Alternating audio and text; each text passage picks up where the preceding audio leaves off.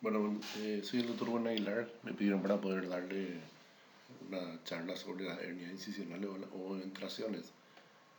Son problemas que se presentan de forma habitual, sobre todo en cirugías mayores, en donde los pacientes tienen alguna comorbilidad y son favorecidas en su presentación por procesos infecciosos en la herida primaria, digamos, posterior a una laparotomía. Para poder hablar de las hernias incisionales tenemos que intentar clasificarlas de manera a poder ordenar nuestra mente y poder comparar resultados, decidir si cuál es más difícil de solucionar o cuál tiene más posibilidades de recidiva. Entonces, la clasificación más aceptada de forma global en relación a este tipo de problemas, tanto para las hernias primarias de la pared abdominal o de las hernias incisionales, es esta, creada en el 2009 por la Sociedad Europea de Hernias. Esta sociedad divide la cavidad, la pared abdominal en dos, en la parte medial o interna y en la parte lateral. Los límites de esta parte medial o interna están hacia craneal, la apófisis sigmoide, en caudal, el pubis, y laterales, los márgenes laterales del recto anterior del abdomen.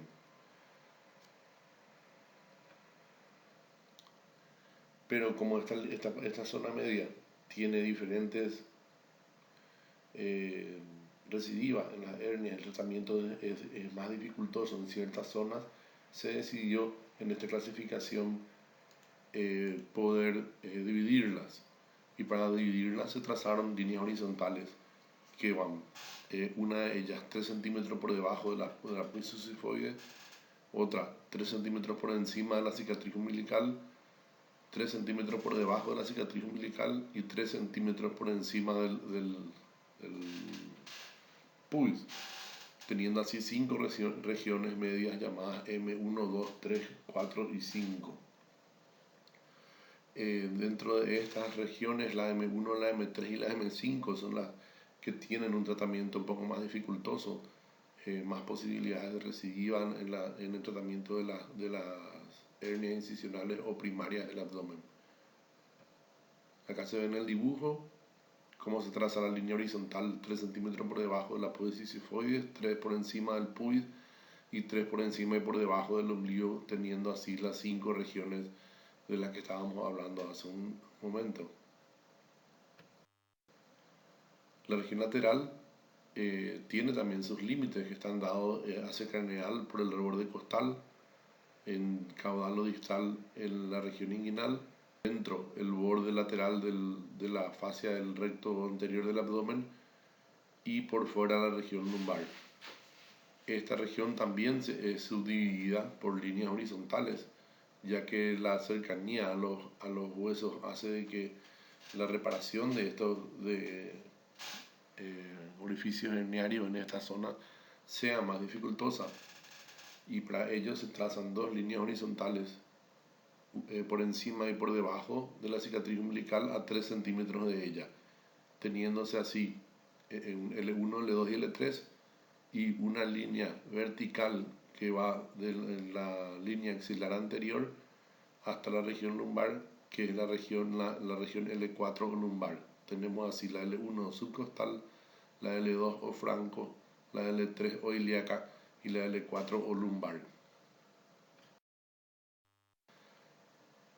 Esto nos lleva a poder completar una grilla de manera a poder tener una clasificación, como hablamos antes, que permita comparar los resultados de cada grupo, que permita identificar hernias de tratamiento más difícil, de recidiva más frecuente, y con ello se ven que podemos marcar tanto en esta grilla, tanto las hernias de la línea media de la región lateral, también si es que es una hernia recidivante, poder poner su longitud cráneo-caudal, el ancho, digamos, de la hernia, y poder clasificarla así en W1, 2 y 3. Para tratamiento laparoscópico que vamos a hablar nosotros, habitualmente se hacen las W1 y hasta la W2. Las W3 son más difíciles de tratar, no imposible, pero se evalúa, digamos que de paciente a paciente.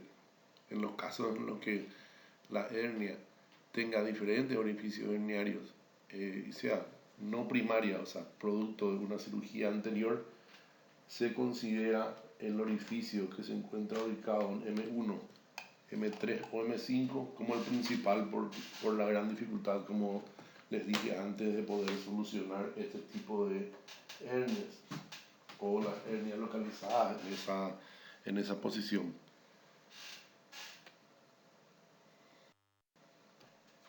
El tratamiento laparoscópico de la hernia incisional no es algo nuevo, no es que es algo que se hace ahora en el año 2022, sino que ya tiene la primera publicación en el año 1993 por el grupo de Leblanc, que saca sus primeros resultados, sorprendiendo, digamos, que al mundo de la cirugía por la dificultad que conlleva este tratamiento por este sistema.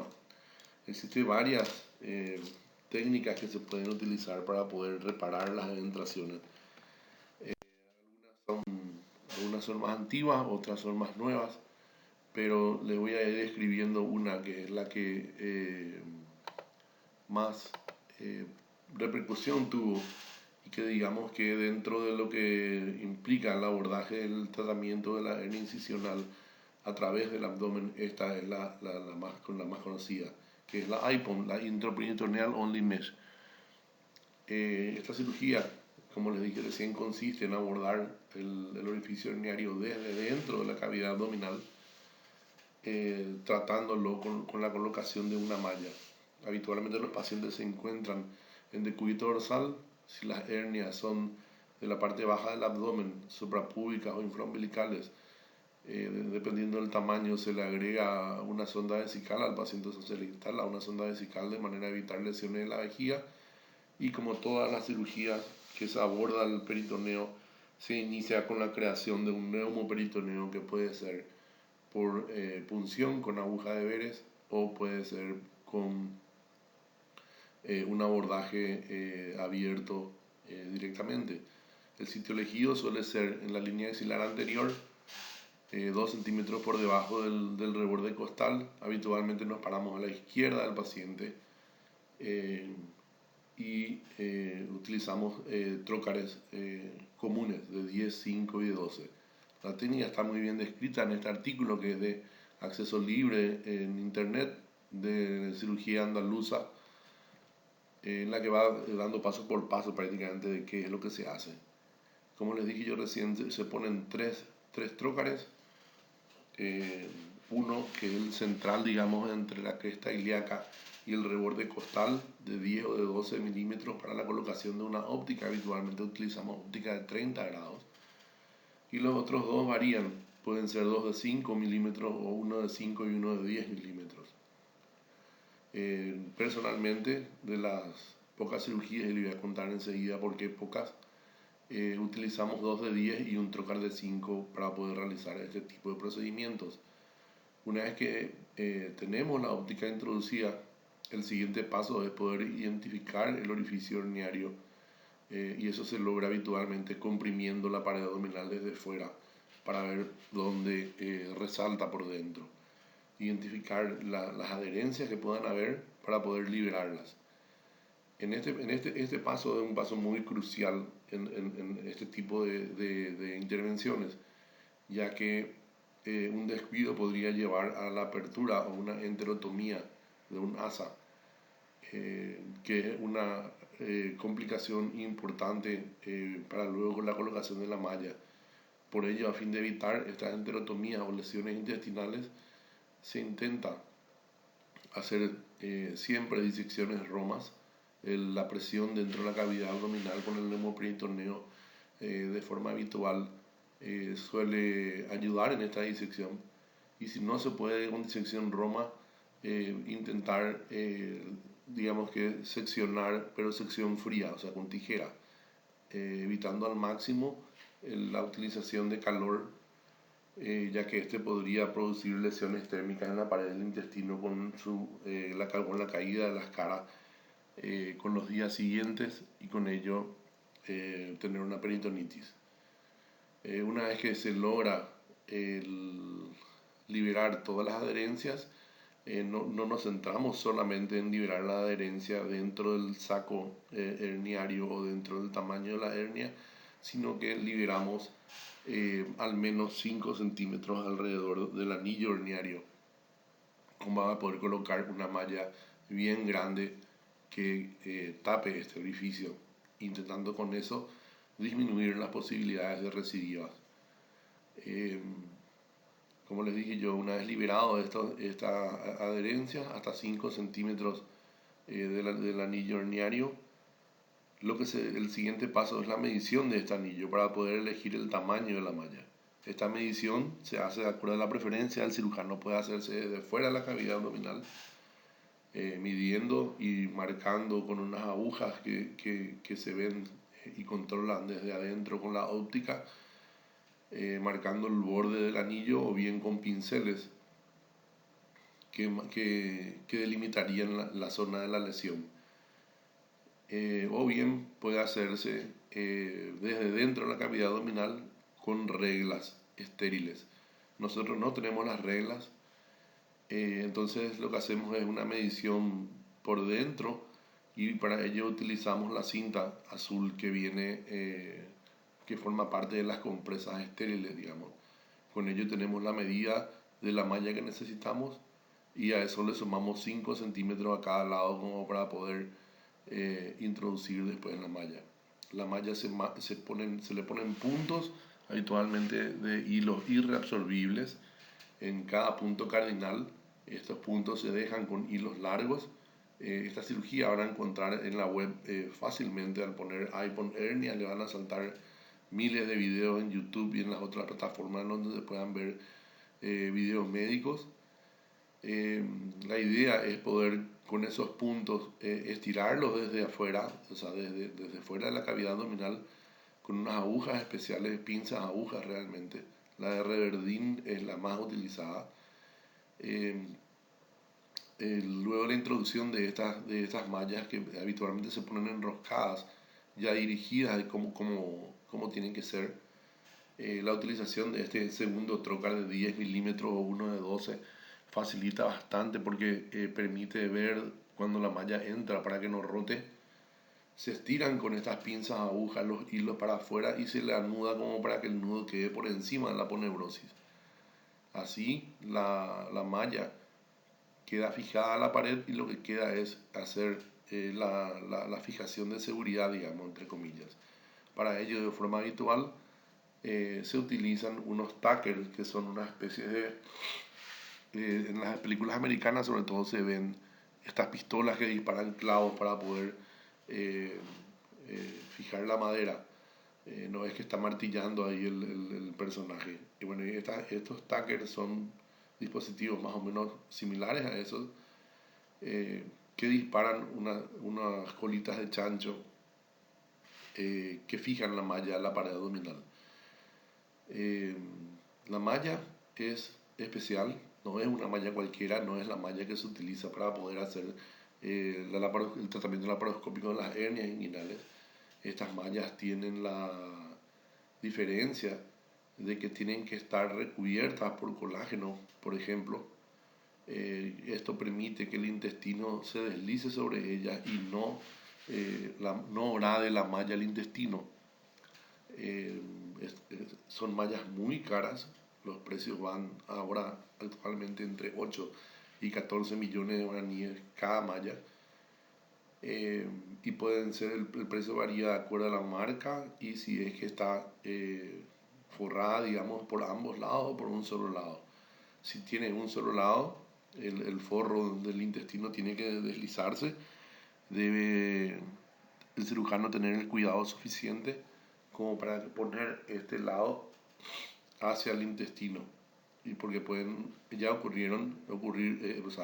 haber errores en donde la malla se pone al revés y termina horadando el intestino con las complicaciones que ello conlleva: fístula, peritonitis, dolor. En los tackers se le coloca en doble corona. Eso significa que se van disparando formando dos círculos en el límite de la malla, uno externo y uno interno, como para asegurar su fijación y no dejar ningún tipo de espacios en donde el epiplom o el intestino delgado pueda deslizarse para acceder de vuelta al anillo horniario y el saco horniario. Eh, Recuerden de que en esa técnica no se cierra el orificio, es simplemente poner, ¿no? Simplemente entre comillas, ¿verdad? Poner una malla antiadherente que tape de manera una cortina a la ventana eh, la, la, la malla al anillo horniario. Una de los de 10. Esta técnica del IPOM tiene la desventaja del costo. La malla, los tackers elevan el costo muchísimo, ¿verdad? Cada pistola del tacker trae 20 disparos y sale al menos 3 millones de guaraníes cada una. Pueden ser absorbibles o no. Eh, entonces, eso hace que sea una limitante muy importante para nosotros.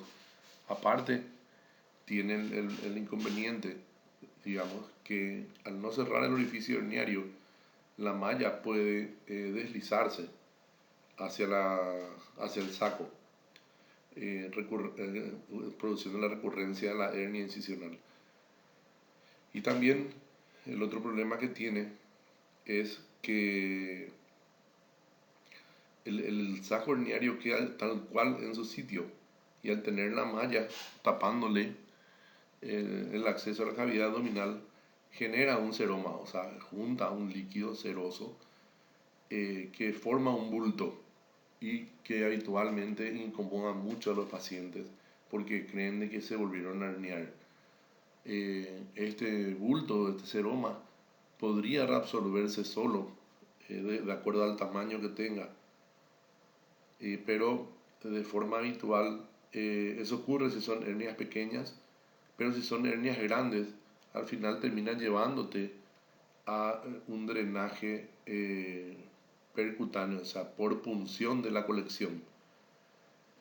El drenaje por punción de la colección agrega la posibilidad de introducir gérmenes y con eso infectar esa colección, con lo que empieza un problema difícil de tratar y solucionar solamente con un tratamiento médico. Por ello, se fue evolucionando en estas cirugías y se le agrega al IPON otros procedimientos. Esto es lo que se llama el IPON Plus, que asocia el cierre del defecto herniario con una sutura con un hilo no absorbible o de absorción muy prolongada en el tiempo. La sutura puede hacerse intracorpórea o introduciendo los hilos desde afuera, cerrando así el anillo herniario, y encima puede agregarse la liberación de componentes. La liberación de componentes es la sección de uno de los músculos anchos del abdomen como para poder relajar más y que el cierre sea sin tensión. La tensión es la pelea, entre comillas, entre el hilo y la fuerza del músculo que intenta abrir de vuelta el orificio herniario. Acuérdense de que los músculos anchos estiran laterales y nosotros al suturar lo que hacemos es intentar de que eso no ocurra. La liberación de componentes puede ser anterior y posterior. La anterior implica la sección de la vaina del oblicuo mayor y la posterior la sección del músculo transverso del abdomen. Esta IPON Plus tiene aparentemente mejores resultados que la IPON común, pero tiene el agregado, como les dije antes, de la sutura, que si es intracorpórea la habilidad del cirujano tiene que ser mayor, y más aún si es que se agrega el procedimiento de liberación de componentes. Es menos común o se evita casi del todo la formación del bulto o del seroma, ya que el saco horniario se reduce, digamos que con los puntos que se van poniendo para el cierre del anillo herniario. La otra técnica, la siguiente técnica, que es la lira, que al final de esa charla le voy a mostrar un esquema. Es una técnica más nueva, implica la apertura de la vaina posterior del recto anterior del abdomen con una sutura de colocación de malla. Como le dije, le voy a explicar enseguida con un esquema más, para que sea más fácil de entender. Tanto el iPhone Plus como la lira tienen el inconveniente del costo de la malla. La malla antiadherente es la limitante para nosotros en realizar este tipo de cirugías. Ni la medicina pública ni la medicina privada facilita, digamos, poder acceder a este tipo de mallas y a los tackers con un costo accesible para los pacientes. Los siguientes 3 procedimientos tienen esa ventaja, que es la utilización de una malla normal, entre comillas, también la malla habitual que utilizamos para la reparación de las hernias inguinales o de las eventraciones por vía convencional, pero la malla se ubica en otro sitio, sobre todo en estas primeras dos. La LATAP tiene el mismo fundamento que la Transabdominal Preperitoneal Treatment of Inguinal Hernia, o sea, lo mismo que el tratamiento de la hernia inguinal, que consiste en poder hacer una apertura en la pared posterior del peritoneo o de la vaina posterior del recto, crear un bolsillo reduciendo el saco herniario lo más que se pueda y colocando una malla que sobrepase los límites del anillo eventrógeno al menos 5 centímetros. Para algunos grupos de 3 nomás, pero nosotros intentamos que sean 5 centímetros. La malla puede fijarse o no con pegamentos o con puntos desde afuera previo cierre del anillo herniario.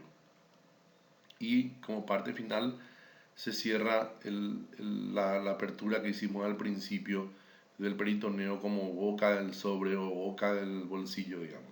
Ahí les dejo un link de una cirugía hecha por nosotros en un paciente obeso, mórbido, con una eventración de McBurney, o sea, una cirugía convencional de apendicectomía, que vino con una obstrucción intestinal. Se reduce el contenido del saco herniario, se libera el intestino que estaba atrapado ahí produciendo una obstrucción intestinal y después se pone la malla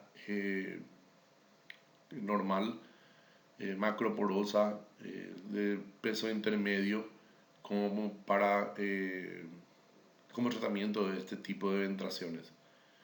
El siguiente es la ETEP, también esta ETEP, mal llamada ETEP porque realmente no es totalmente extraperitoneal, pero es el nombre que se le adoptó. Van a ver en el video, que también les dejo el link ahí abajo. Este tipo de cirugías lo que hace es convertir el espacio virtual retromuscular del recto anterior del abdomen a un espacio real, uniendo ambos lados. O sea, se queda, en vez de estar separados por la línea alba, la parte posterior de ambos rectos anteriores, queda como una sola cavidad rectangular. Puede o no estar asociada a una liberación de componente posterior, o sea, la liberación del transverso del abdomen, y entonces ahí se llamaría ETEP-TAR por sus siglas en inglés, TAR, Transversus Abdominus Release. En el video que está ahí el link, YouTube, nosotros sí liberamos el transverso del abdomen porque era una hernia grande. Y permite una colocación de mallas incluso de 30 por 25, 30 por 20, 30 por 27, o sea, mallas muy grandes. Si es sin liberación de componentes, es la cirugía de Rip-Stoppa, que es la que van a encontrar en los libros de cirugía sin ningún problema.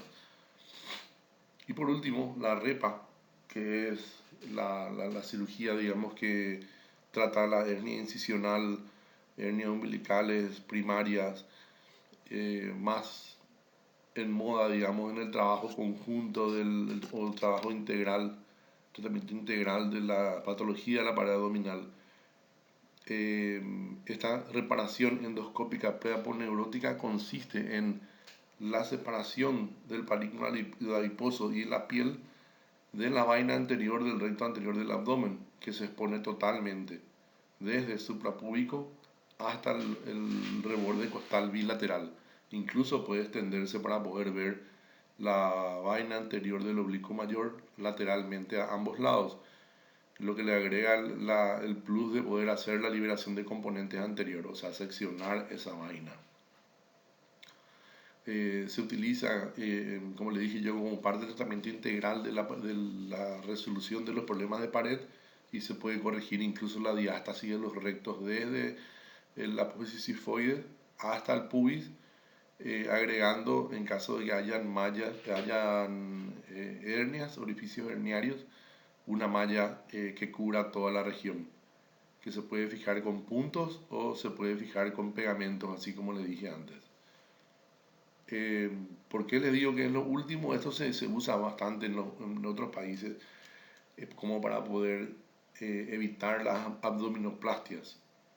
Las abdominoplastias consiste en una cirugía realizada por los cirujanos plásticos y consiste en la resección del exceso de piel y grasa de la pared abdominal anterior, que suele quedar sobre todo en las personas que pierden mucho peso o en mujeres que tuvieron embarazos muy grandes, ¿verdad?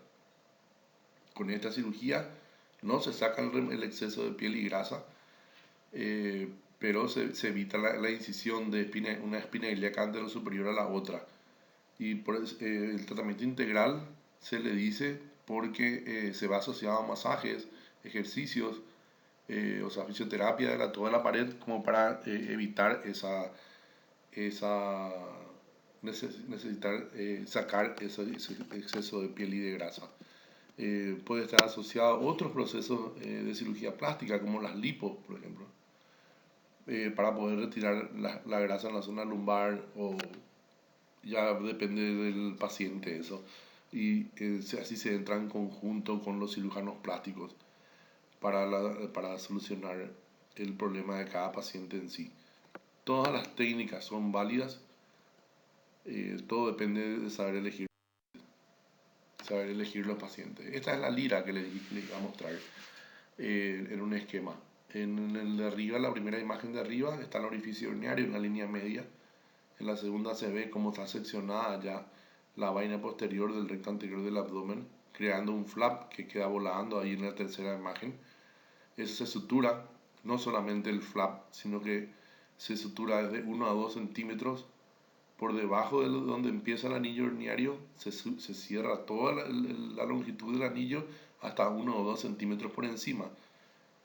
Queda libre la cara posterior del recto anterior del abdomen, como ven en la cuarta imagen. No se sutura eso, a fin de evitar la tensión, y la cirugía termina con la colocación de una malla antiadherente fijada con los 4 puntos cardinales y los tackers, así como en la iPhone y en la iPhone Plus.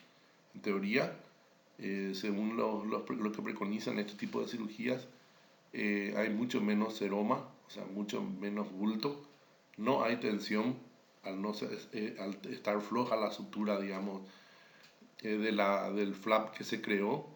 Esto se calcula de acuerdo al tamaño del anillo herniario. Por ejemplo, si el anillo herniario tiene 6 centímetros, se corta a cada lado del anillo herniario a 3 centímetros, como para que pueda cerrar de manera justa y que no esté flojo, digamos. Pero siempre, como hablamos antes, tiene el inconveniente de la malla antiadherente.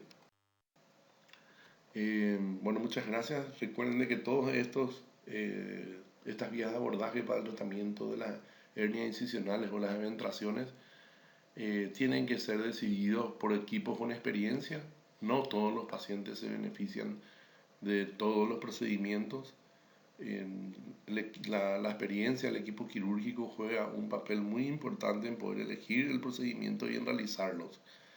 El trabajar en la pared abdominal anterior desde dentro del abdomen para la iPhone Plus y la lira no es tan fácil, incluso para el ETEP y en el cierre del anillo en la TAP, no es tan fácil porque queda para arriba. O sea, digamos que si se opera con el robot, es mucho más simple porque el robot tiene los brazos articulados. Nosotros no, lógicamente. Tenemos nuestra limitación de movimiento a diferencia del robot, pero es factible. Al paciente que es elegido correctamente se beneficia de este tipo de procedimientos, se beneficia grande, Leo, porque salen muy felices, ¿verdad? Sobre todo aquellos que tienen más de un orificio entrógeno, evitar tener una incisión desde la apófisis sifoide hasta el pubis, y tener solamente 4 o 6 orificios de 5 milímetros y de 1 centímetro, marca una gran diferencia en la estética, en el dolor, en la recuperación.